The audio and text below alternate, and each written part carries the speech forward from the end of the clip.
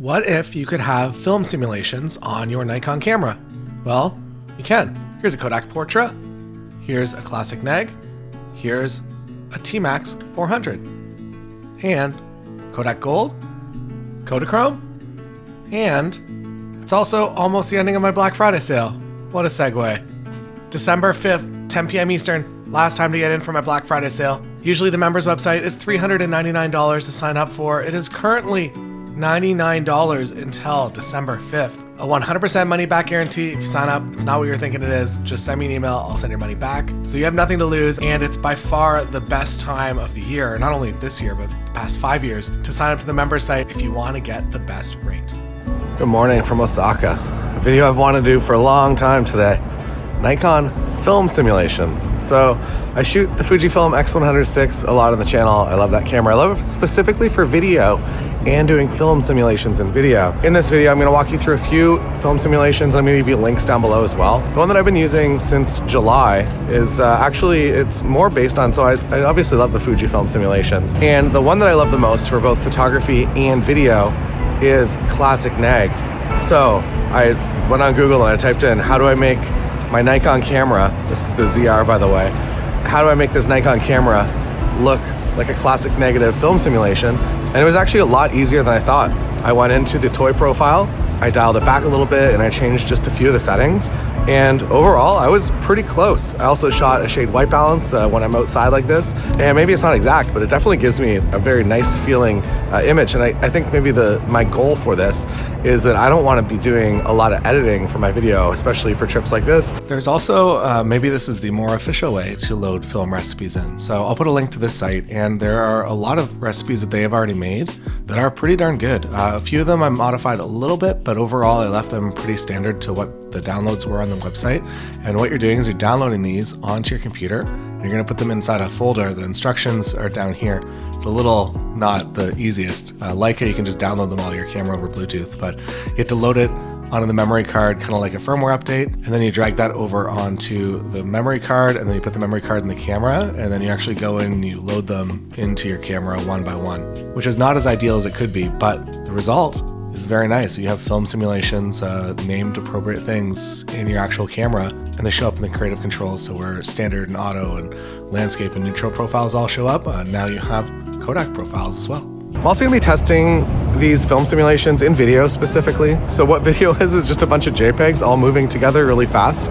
I'm going to use this lens a bit. This is the 26 2.8, but I'm going to be using a DX lens, which is maybe crazy because it's a crop sensor lens on a full frame camera.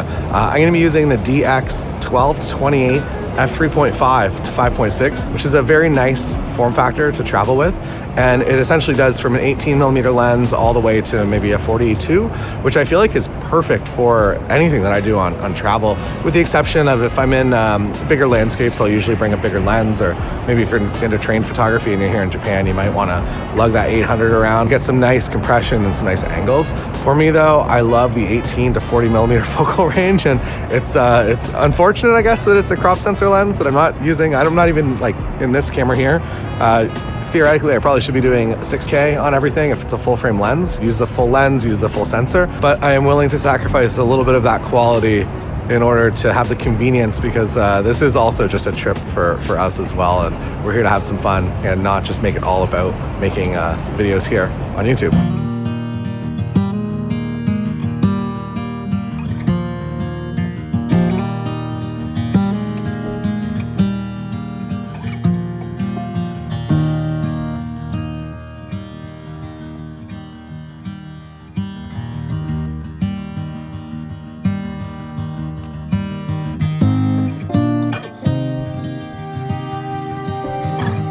So I mentioned the Nikon ZR is the camera of choice today, and it's the same sensor and I believe the same processor as the Nikon Z6 III. The only difference is that it only has electronic shutter, so it doesn't have a mechanical shutter. I've been I guess kind of stress testing this in just ridiculous situations with LED lights and situations that would typically make an older electronic shutter band out and create something crazy. I haven't been able to do that at all with this camera. I don't know what's going on, but the electronic shutter seems to be as good as my Nikon Z6 III with mechanical shutter. So it's obviously not a camera that Nikon's going to market towards photographers, but if you're looking for a small form factor camera like this, and the screen, as you can see on the back here, is ridiculously beautiful, and you can see everything you're doing. And I did a video a couple weeks ago that I was in Stockholm, and I used manual focus lenses. I think I only brought manual focus lenses. I might have brought this, this is the 26 2.8 Pancake. And shooting with manual focus lenses on this camera was actually really nice because you have a big screen, so you can see exactly what you're doing.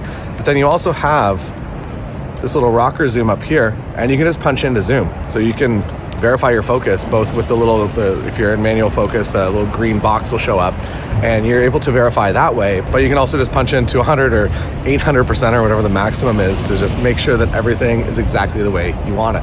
If you are looking for manual focus lenses, I have been enjoying the Voigtlander 40mm f1.2 a lot.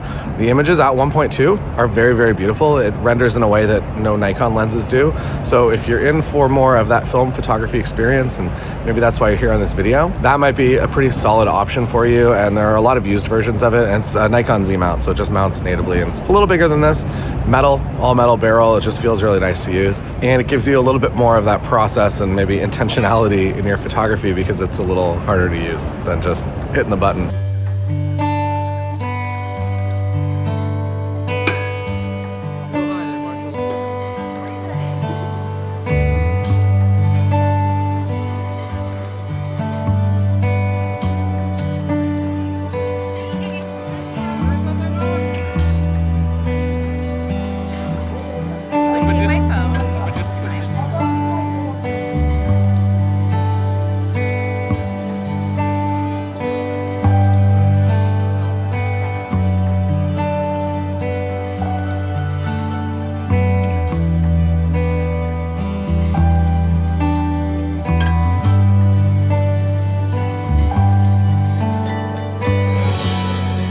I think when it comes to weddings and portrait photography, I'm probably not going to be just doing JPEG only edits, but for travel and for personal work, I think that's really where this comes in for me, that I can just easily upload a photo from my camera to my phone and just ready to post. As well as I've been a photographer for pretty much since like 2005. I shot my first wedding, and when you're seeing just boring, straight digital images, it's not the most exciting thing in the world anymore. To see things in a new color palette, as silly as it sounds, it really does make you a little bit more excited the way that it's interpreting scenes. And also, it's just really nice to look at.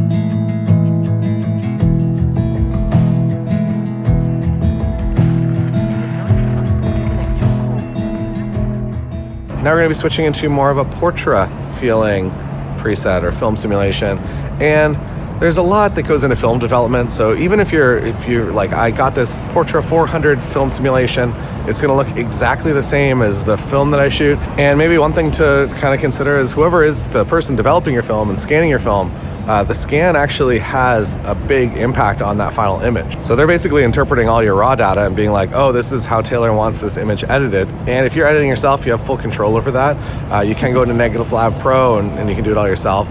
For me, I rely on my friend Panda Plush, who does an incredible job. If you have somebody that maybe doesn't completely understand your preferences, so I can tell Ryan, Panda, can be like, hey, I want everything a little bit warmer on this set of wedding images, or I want to include borders, or if I'm doing medium format, maybe I want a pixel shifted photo, so I have a huge file to work with. There are a lot of different ways that whoever is scanning is going to interpret that data. You can ask your lab for flat scans. I would say that if you have maybe limited trust or you want to do a lot more of it on your own, getting a flat scan back will at least remove the step of converting your negatives. You might also be able to get DNG scans back in the actual negative format, and you can do it all yourself. And I think for the most part, if you are looking at photos from a Portra stock or really any film at all on the internet, you're probably looking at a more edited image than you're expecting. I know that for film, we're just supposed to be like, yeah, just it's done and it's perfect. And I think that most of the best film images that I have seen definitely have a little bit more salt and pepper on there than just how they came back from the lab.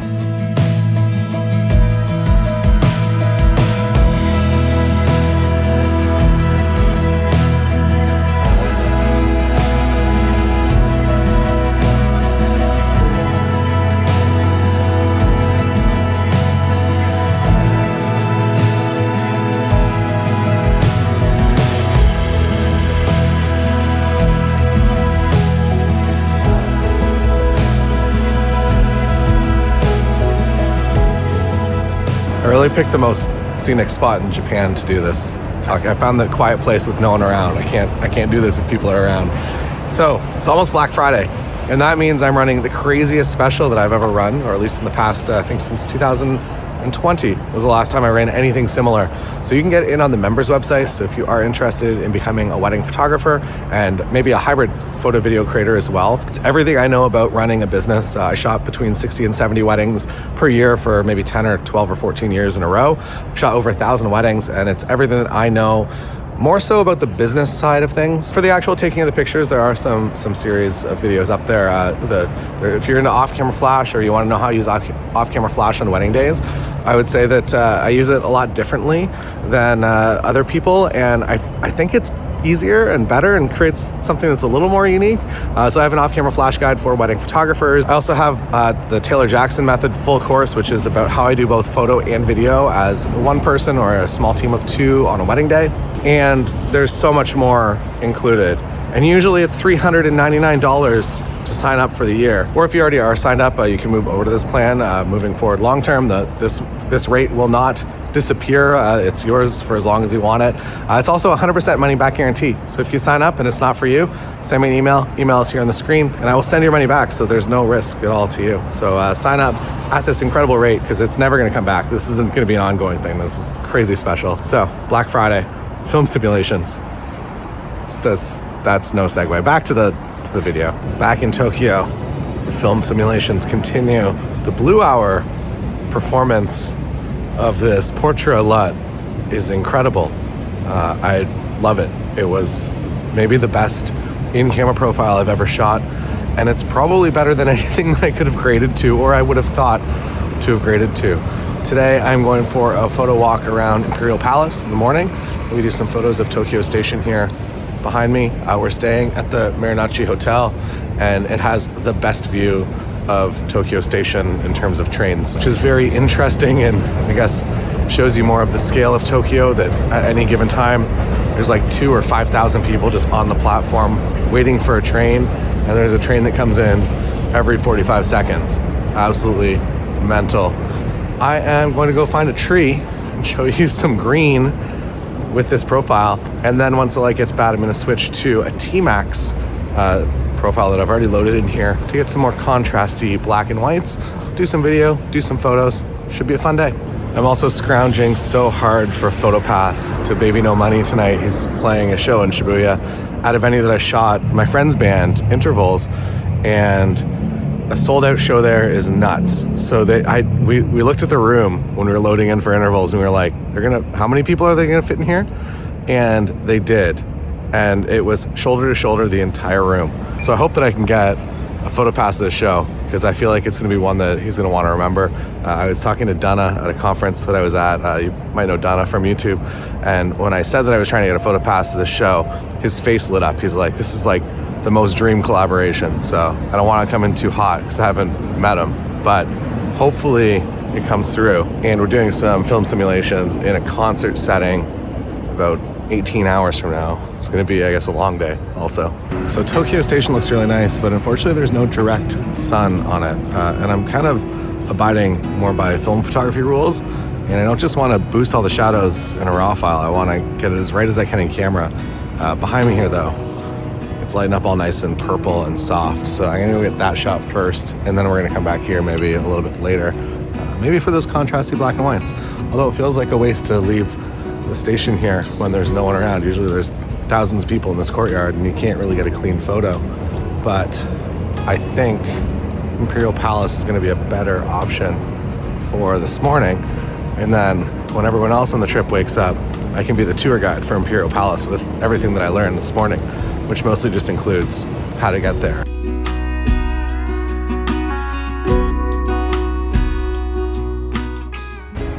Good news, the sun is going to rise in between these two buildings over here, and it's going to perfectly light up this historic bridge, but it's completely under construction and covered in white tarps. So that's a bit of a bummer. What a beautiful scene of tarp. All right, we have some sunlight cracking through into the trees, so hopefully it's lighting up a tree that is a suitable composition. If not, that's fine too. All right, I don't think you'll be able to see it really on the screen, but I rolled through a few of the presets, and Kodachrome to me looks the best, so I am swapping to Kodachrome at this point. I've also gone back to the 26 2.8 pancake because this tree was too close to me. I guess while show you some sample Kodachrome footage, I'll talk to you about the history of Kodachrome. I don't know much. All I know is it's a color positive film that you can't, well, you can develop it, but you can't develop it as color film anymore. You can develop it as black and white because I think the chemicals have been removed from maybe the world. And it was, I would say, maybe one of the most popular film choices throughout history. So you've seen thousands and thousands of images over your lifetime shot with Kodachrome, and it is no longer. We have Ektachrome, which is nice, but it's not Kodachrome, unfortunately. And does this perfectly emulate Kodachrome? I haven't shot any of it, so I can't tell you that, but it does look pleasing to look at, which I think is important. You don't gotta make it exactly historically correct, you just make it look like something you wanna look at. And I think within that, this film simulation of Kodachrome is successful.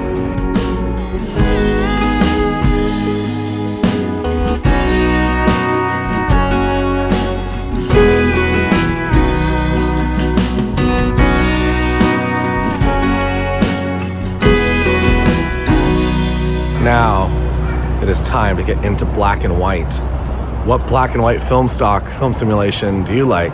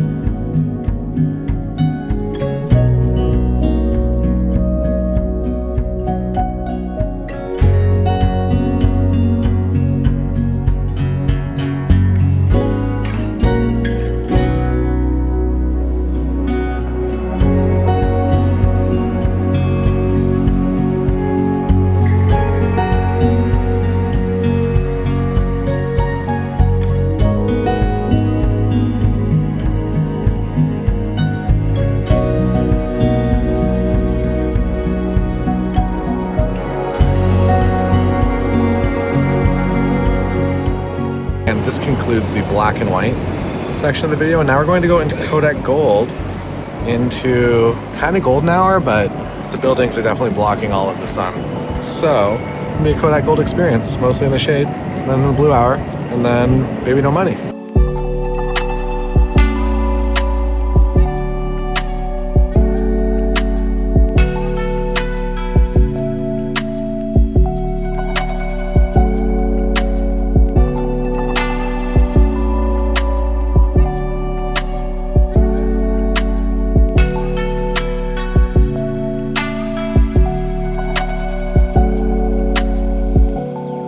We have now put the case mist filter on. It's a 1/4, which is maybe too extreme for you, or maybe not extreme enough. I'm gonna say this is the limit of the extremeness that I would use.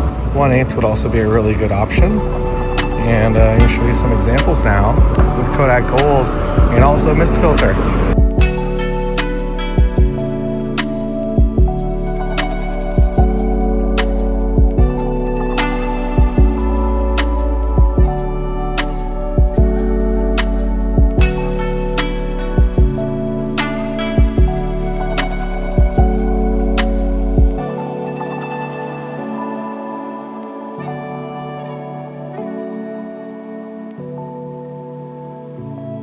Thank you so much for watching. I hope that you enjoyed, and I'll put links down below to all the film simulations that you saw, or some more information.